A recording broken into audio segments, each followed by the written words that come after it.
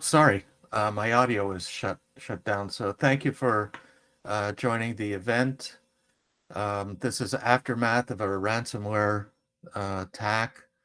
I'm Victor Beitner, CEO of Cybersecurity Canada, and we have with us a special guest, Andrew Amaro, that we originally physically met in Israel, in Tel Aviv at the CyberTech conference. And Andrew, were you with the Washington group or the Canadian delegation? I was actually with both. Yeah, I was there with both. Ah, okay. So yeah, we traveled a little bit together throughout Israel, meeting with some interesting companies involved in the cybersecurity world, uh, leading edge organizations. So if we can go to the next slide, a little bit about us. We're a team of professionals. We have more than 30 years of experience in the cybersecurity industry. We have practitioners that will help organizations um, go through the Cyber Secure Canada certification, which is a slightly different process to ISO. We also can help organizations go through the ISO 27001, the security, uh, management system. We have been recognized by and accredited by the Standards Council of Canada, originally through ISED. And I personally was involved in the creation of the new standard as part of the uh, expert drafting, technical, and final balloting committee. So next slide, I will let Andrew introduce himself and he'll take over, and I'll mute myself. And if you have any questions, please use the Q&A, and there may be some polls popping up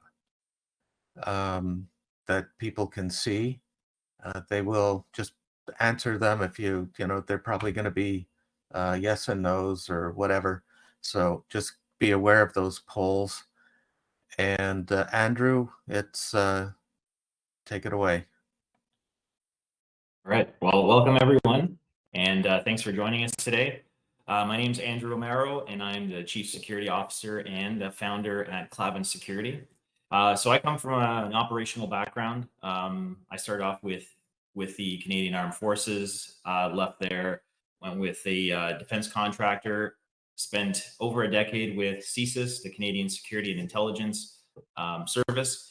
And yeah, spent some time at the Ottawa region. And for those that don't know what that is, it's really the operational side, doing national security investigations and supporting that on the technical side. I left there and did some time with some utility companies doing operational technology security, as well as physical security, and tying that into critical infrastructure and cybersecurity. 2022, the beginning of that, I started off with Clavin Security with a few different colleagues, and this is where we are at. So today we're going to be chatting a bit about ransomware. And yeah, thanks to Victor and the team for setting this up. Glad to be here.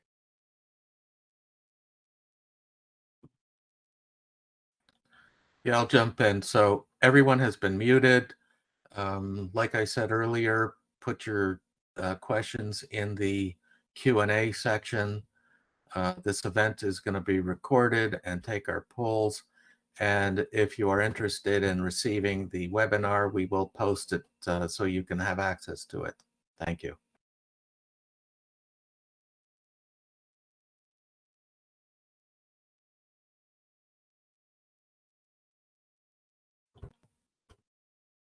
Take it away, Andrew.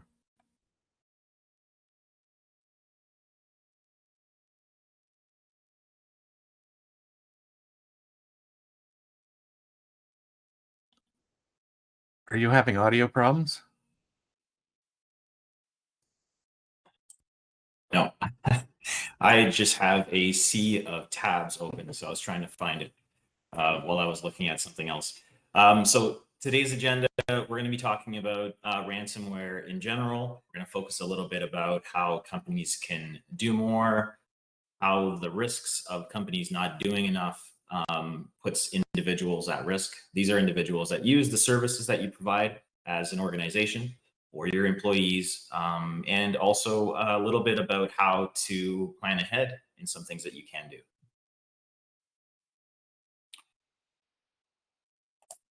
And we'll move on to the next slide here. Now, I wanted to talk a little bit about some jokes in cybersecurity. We have cybersecurity, and we all know that cybersecurity is referred to often as, having layers, kind of like an onion. And it is true that it does have layers like an onion, and after some time, it does make you start crying. Now, let's look at the victims per industry sector here. Some people might be surprised that we see that manufacturing is quite high. We see that the IT services is quite high. My surprise here for this is the retail. So I would like to ask if people would like to throw up some of the some answers on the chat. What do you think these groups have in common, and why do you think there are so much attacks based on like we have education, we have finance, IT services, manufacturing, and retail? What is the one thing that most of these companies have in common? If you guys want to throw up that on possibly on the chat, I don't know if we can do that or not.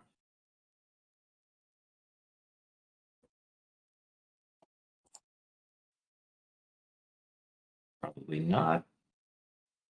Okay, we'll move on then. I'll tell you what these companies or these sectors have in common.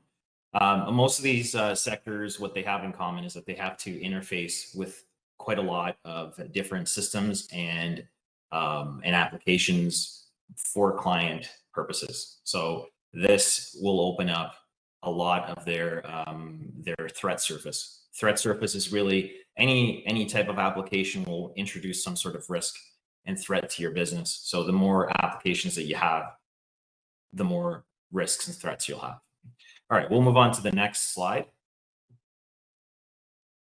Now, a lot of the questions are when it comes to ransomware is, am I really at risk of getting attacked by anybody on the web based on the fact that I'm a really small company, for example? Typically, these ransomware attacks will occur to bigger enterprises. They have a lot more to lose. They have a lot more intellectual property. Well, it's not true. So let's look at these some of these stats here. We look at, for example, employees. Companies that have 11 to 50 employees are almost at 18%. We have companies that are 51 to 200 employees, or 24%. So those are like the major ones. And we also see enterprises represented in there and so on. So what I would like to say is that when ransomware attackers are targeting companies, they don't technically target companies based on their size, the IP, if they have secrets or anything like that. What they're really trying to do is finding companies with systems that are vulnerable and they're able to go in and disrupt. That's really it. So they're not selecting you based on what you have, how big you are. So this really opens it up that anybody and any company is really at risk of being attacked, and something needs to be done about that. We'll go to the next one, please. This one here is just showing the victims and attacks based on province. So Ontario is definitely in the lead. We have Quebec next, and British Columbia. So as a lot of the different services in larger population, that also increases the chances of and opportunities for attackers to attack. So as we see, the largest provinces with more population have obviously a bit more attacks on there. And yeah, we'll move on to the next slide. So I have a quick question for you. Yes, absolutely. Go for it. Going back to the previous slide.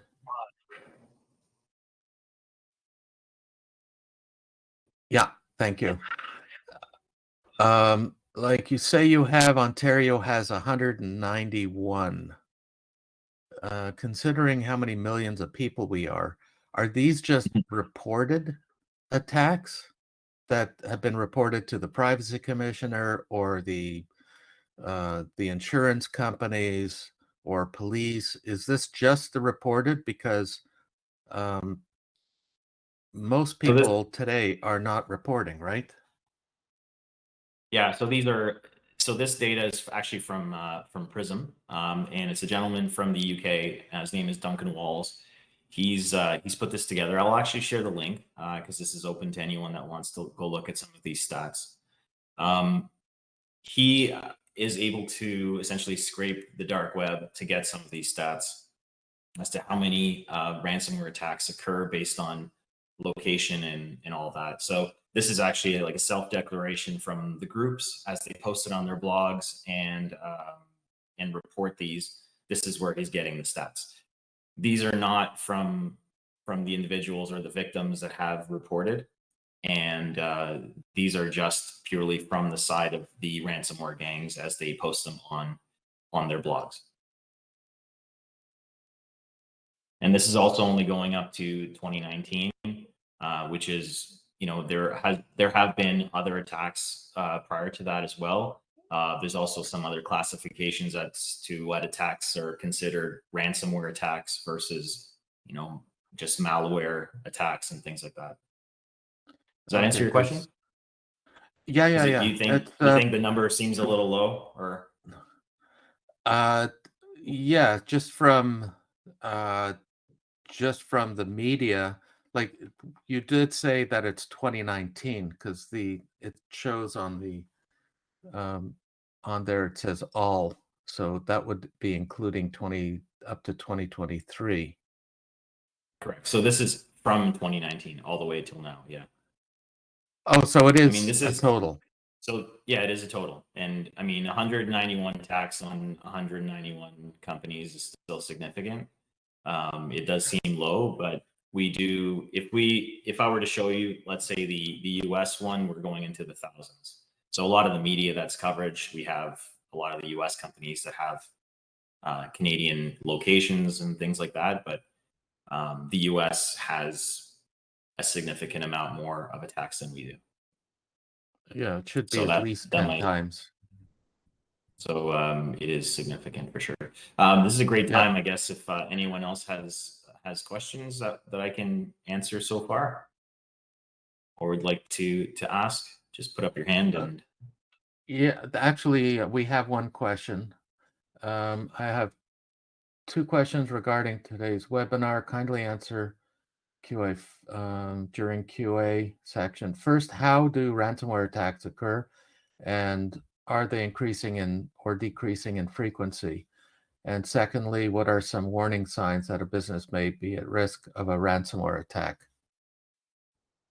Yeah, those are great questions. So I'll try to address some of those throughout the next slides. But if I don't, I'll definitely address them in the QA section. So yes, so the first one, they are increasing significantly. Again, this has many different factors. New technologies are coming in. A lot of companies are migrating to the cloud, which means anytime there's like a significant change and you're doing something different, there's opportunity for attackers to take advantage of that. It is becoming easier for the attackers to find vulnerabilities in systems as they're able to code and make things a little bit automated. They're able to find a lot more of that. So it is increasing. It is becoming easier for them to create a lot more ransomware software and malware purely because of the system that's out there. It has been quite profitable. So the economic side of ransomware is definitely something that promotes a lot more people to do this, which means ransomware is going to continue to increase until it stops being profitable. And I don't see that I don't see that happening anytime soon.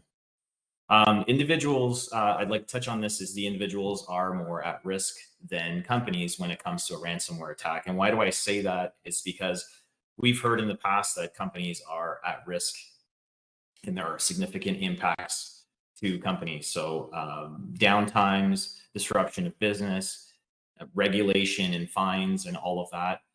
On the side of the individuals that have provided data to the companies when they're filling out a form, doing an application, or simply purchasing something, we as individuals are providing information to the companies. Now, attackers will typically do a double extortion now. I think that's the most popular one, where ransomware originally was, I'm going to lock up your computer and I'm going to ask you for ransom for a key to unlock it.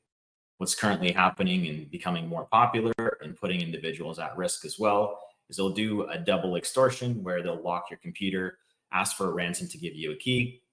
And at the same time, they have already had the data extracted or exfilled from your system. And they have a ton of data that they've taken. And they're also saying that if you don't pay the ransom, we won't give you the key or destroy your data. We'll actually distribute your data for sale. And that's where it introduces the risks to individuals because their data is all in there. So in this presentation, I'm going to try to touch a little bit more of those types of things as to the consequences and some of the protective measures that individuals and companies can do. Next slide, please. So what is really common too is with this double extortion model is once the ransomware group, which I'm sure you've heard of the ransomware as a service, the affiliates, and then the affiliates will post the data onto the dark web. The dark web will have these vendors which will create profiles, parse up all of that data, and then resell it. So there's quite many stages before the data shows up onto the dark web. But cyber criminals that are their sole purpose or their technique and expertise is in scams, identity theft, and doing a couple of individual attacks, will look for this data that's actually been extracted from ransomware attacks. So we have the damage of the ransomware attack where the computer is encrypted. There's a ransom that is asked. The data is extracted. The company will typically try to recover from that, will have things backed up or be a bit more prepared. But all of the data has already been exposed. So what you'll hear in the media sometimes is that the company will offer credit monitoring for free with Equifax and a few others, but that typically isn't enough. So we have a lot of individuals' information that's out there and a lot of opportunity for the attackers to create an attack vector. So the idea here is that some of the companies, can do more, or most can do more, and it becomes with it's as simple as doing, backing up your data, having strong passwords, and updating security protocols and policies. The other thing is, if a company does not need all of the information that it tries to collect from an individual, then don't take it. Don't collect more information that you actually need. And if you do take a lot of information, make sure that you classify that information properly. Look at your policies on retention of that data as well. Try to make it as short as possible, so that if your company does get attacked and the data is extracted, you don't have information from an employee that was there maybe 5 years ago. So reduce the impact by reducing how much data you actually keep. I do know that in the past, we wanted to keep as much data as possible because we think data is money, and it is in some situations, but it also increases a lot more of the risk that you're actually carrying and the liability. The other thing that I'd like to share is that basic thing to do as a company, as an organization, even as an individual, but as companies often ask, what is the one thing that I can do in order to protect myself against ransomware? Well, we can do many things. So we can do backups of our data, strong password, we can do awareness with our employees. We can also implement a security system that tries to detect different attacks. But the number one thing that you can do that encompasses all of that is an incident response plan. And this is why I always say that it's all part of the plan. It can minimize the impact of the ransomware attacks. Why? Because you know exactly what to do when something occurs. You know who to call, what to do.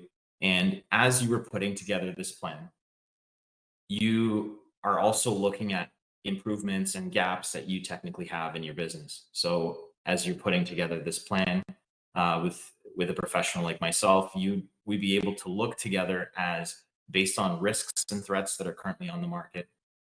What do we need to do, and what gaps have we identified? What things can we put in place? At least we accept. Let's say we don't have the time or the budget to fix that now. What are the risks that we're willing to accept? But if something does happen, how do we proceed? So let's say if we want to isolate the infected systems, who do we call? It could be your internal IT team. It could be an external IT team. It could be identifying the attack. How easy can we do that? Do we have the right logs enabled and in place? The other thing is, who do we call?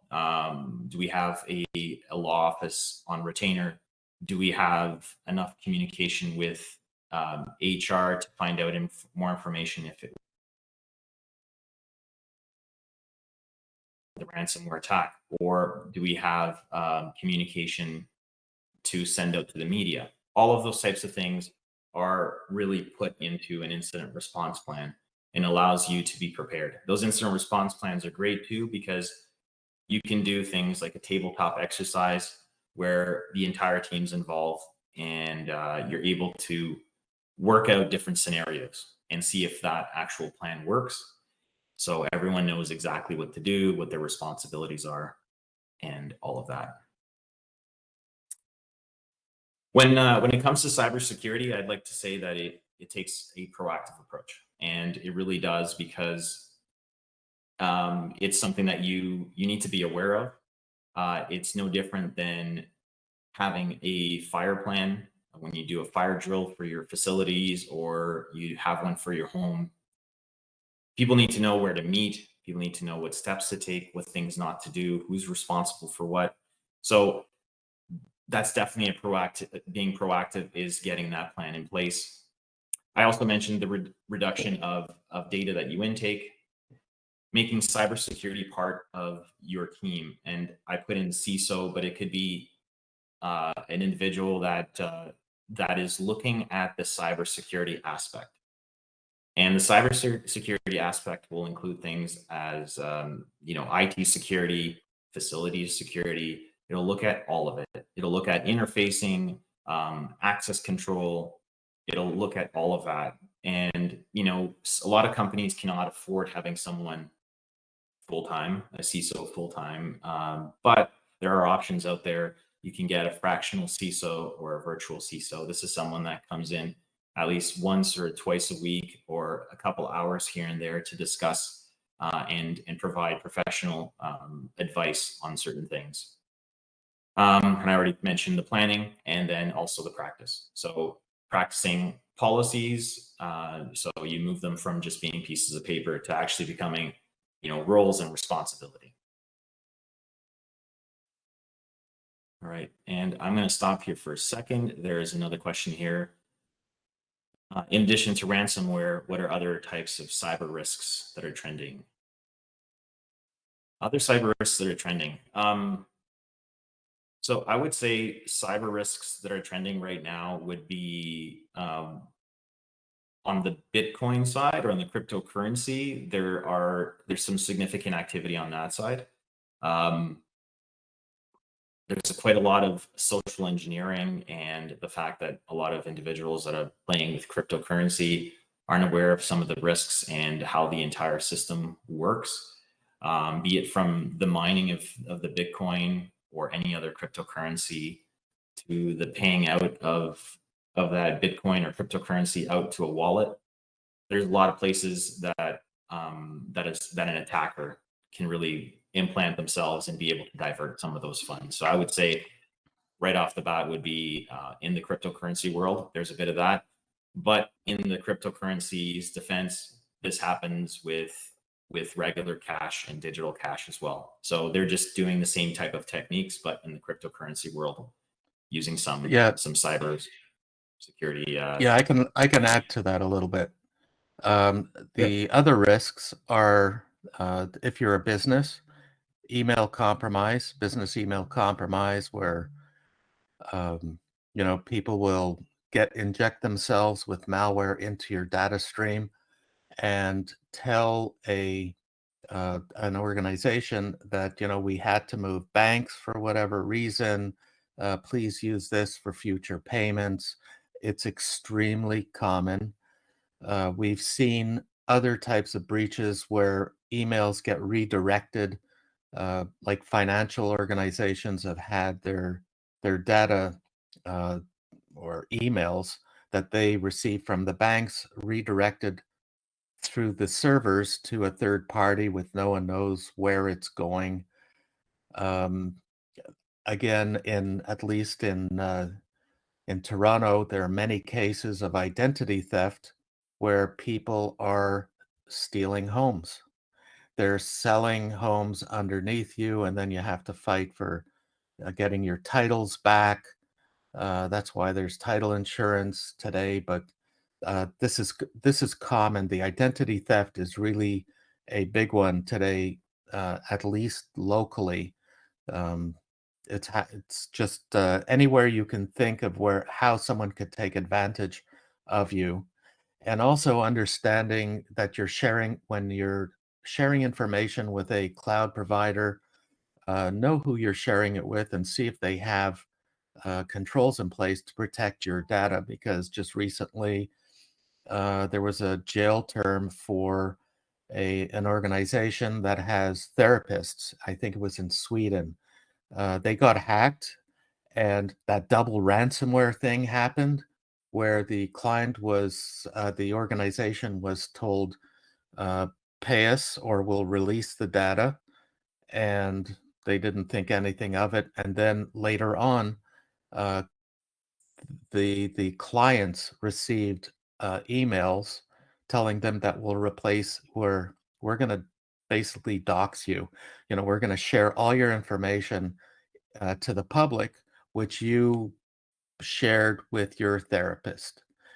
And you know um, the CEO, he's been accountable, and I think he's looking at 6 months to a year in jail for not practicing proper cyber. But I'll let you jump. Those are some of the risks out there.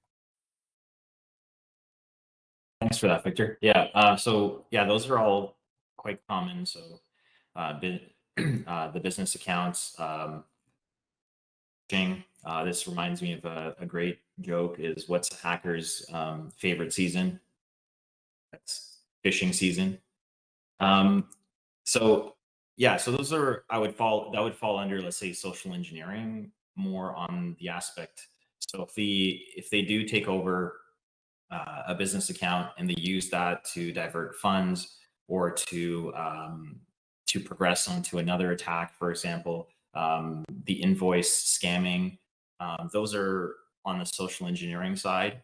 Typically, if they are able to compromise an email account, they don't have access to the complete system. So that's kind of the difference. With the ransomware one, we're looking at how they have access within the actual network and they're able to take over the system.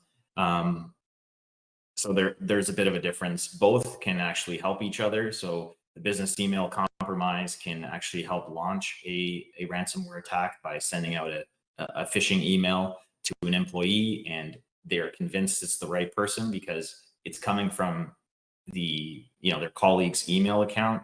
So it kind of bypasses all of these checks that we do for phishing email. We look at the domain, we look at the spelling, we look at everything. Business email compromise will help bypass that. So, but yeah, I would say in the future side, what we're going to start looking at is definitely on the cryptocurrency side as well. Was I going to add on that? Yeah, Victor mentioned something about the deeds and the scams. So I mentioned that in a previous slide. So those are all things that individuals that have their data exposed out there are now becoming potential victims of doxing. It's going to affect the fact that they're potentially not able to get jobs because of the private data that's out there. They can't get insurance coverage because of the medical data that's out there that's supposed to be private. So all of that definitely puts the individuals at risk, and there has to be liability on the business side to protect that data. Okay, so Yeah, the next one as an individual, I always say this, that be politely paranoid. Sorry, do you mind going back to the previous slide for a second? Thanks. Yeah, and yeah, so be politely paranoid, which means just ask the person or the company, if you receive a phone call and it seems suspicious, or they're asking you for some data, just ask why. Can I ask why you're asking this? Why do you need it? It's being politely paranoid. Just ask why. Take a second to really understand what is happening. Take a second to ask your colleague beside you or your partner at home if this seems strange. We need to start holding companies accountable for the data they take in. So a lot of the times when they're asking for emails, addresses, phone numbers, and whatnot, if it's not required, let's say for a shipping address, you need to be the correct shipping address and all that. But other times they shouldn't really need your address for anything else. So you could even put in a fake address, use a fake address, a throwaway address. There are virtual addresses that you can purchase. You can go to that extent to protect your data. There are also some data brokers, as you all know, from the social media world and other areas that collect data and then resell them to, so for some legitimate sales, other times it could be for the criminals as well. But there are services out there that you can opt out or request for the data to be removed. So I can share some of that a bit later as well. And yeah, and remember to stay vigilant on what's coming in, be it in emails, in phone calls, and all of that. So that's really the recommendation. Move on to the next one. Okay, this is just about me. Andrew Amaro, that's my email there, and a bit of what Clavin does, a bit of holistic and bespoke security solutions. I do a bit of the vCISO, fractional CISO services as well, and executive protection day to day, and then travel as well. And you can visit us at clavinsecurity.com.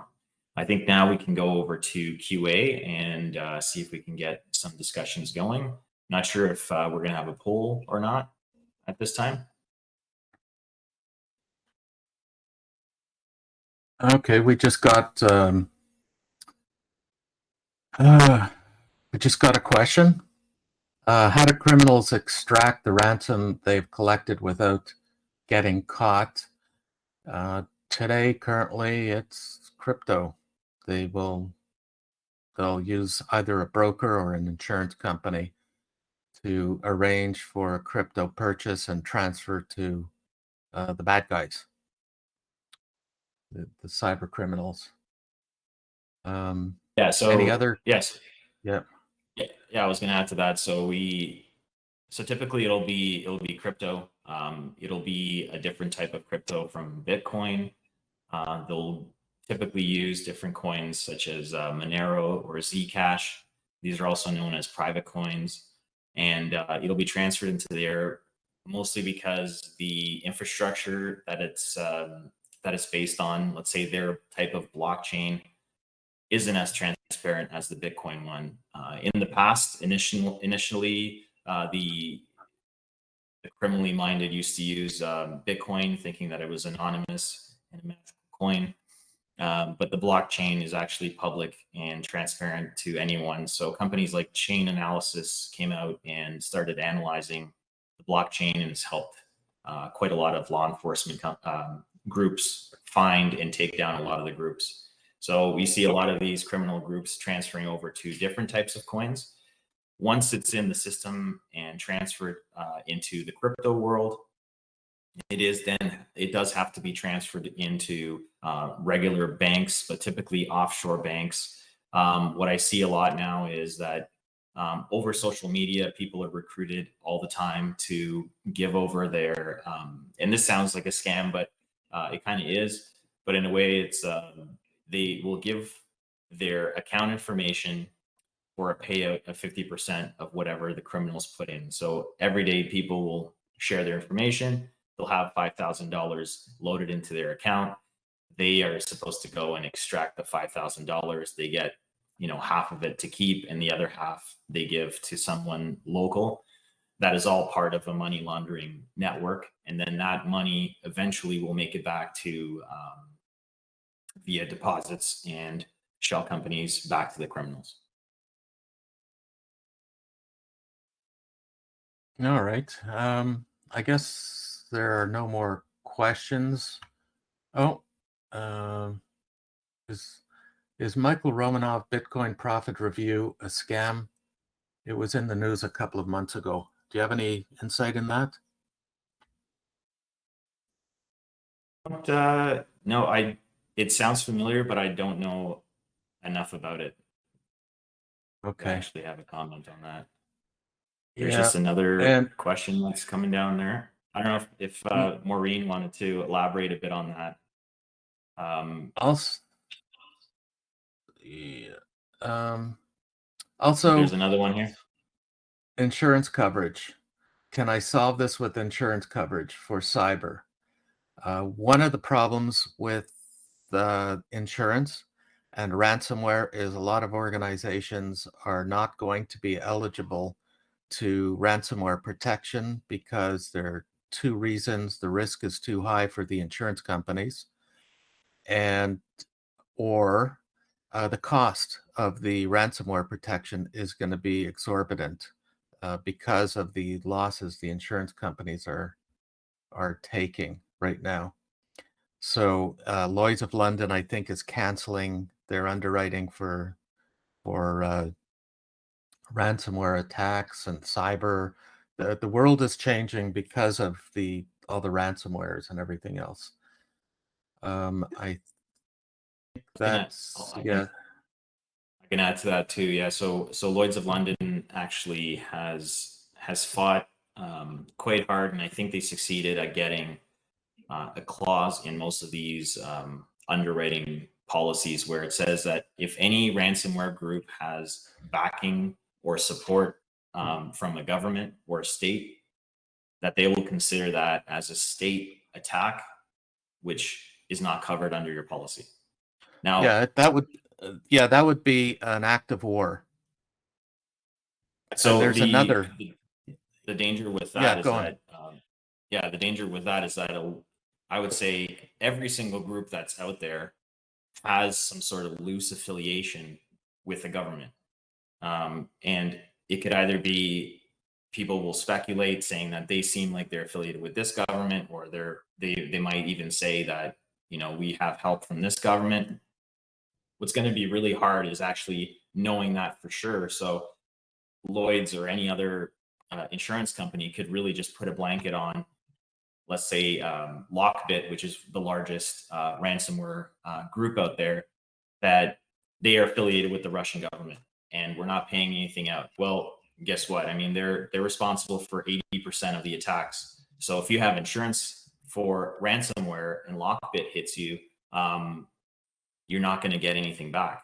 So the idea with insurance is that, like insurance for your vehicle, we see that, over the past 3 or 4 decades, cars have become a lot safer, meaning that the insurance's chance of actually paying out is reduced. Same thing with cybersecurity. They're going to be pushing a lot more of the companies to have their minimum security in place. Things like MFA, strong passwords, monitoring software, and all of that before they even try to cover you. So that's what we're going to see in the industry, is that the demands prior to you being covered will be quite high. And right now there used to be a one sheet with maybe 10 questions for you to qualify or apply for qualification. Now it's up to 50 pages for some companies. So they're asking for quite a lot more. Now, what I try to say with insurance is should be a last resort. If everything else fails, the insurance will cover it.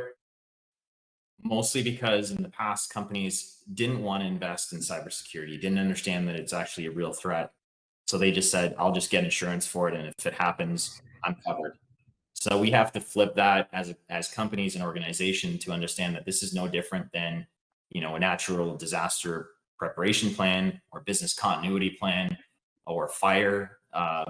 all of that is real. So with that, we put in place basic cyber secure things that are based on our policies and the way that we do business and our threats. And then when all of that is done, then you can get insurance, and that's really how it can help.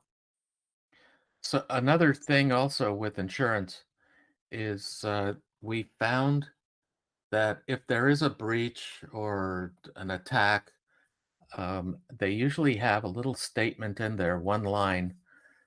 If it's not discovered by you, you're not covered. That's their out. So if someone else were to notify you that you were breached, insurance won't cover you. And that's another way they're getting out. So you have to actually discover it. And they may go through all the the recovery processes, but there is a possibility that if it came from a third party that discovered, they could do a clawback or cancel your insurance, and then you may not be able to get insurance from anyone else or whatever. Uh, there, there's a lot of big money involved. So I guess there are no more questions. So I think we can call it a wrap, give everyone back uh, 15 minutes of the hour so they can have a quick lunch. That's what I plan to do. And thank you everyone for joining us. And we'll see you guys next time. And if you want, just message us. We'll send you out the slide deck and also a recording of this actual webinar. So thanks everyone for joining us, and until next time. Thanks, everybody. Talk soon. Thank you. Bye-bye.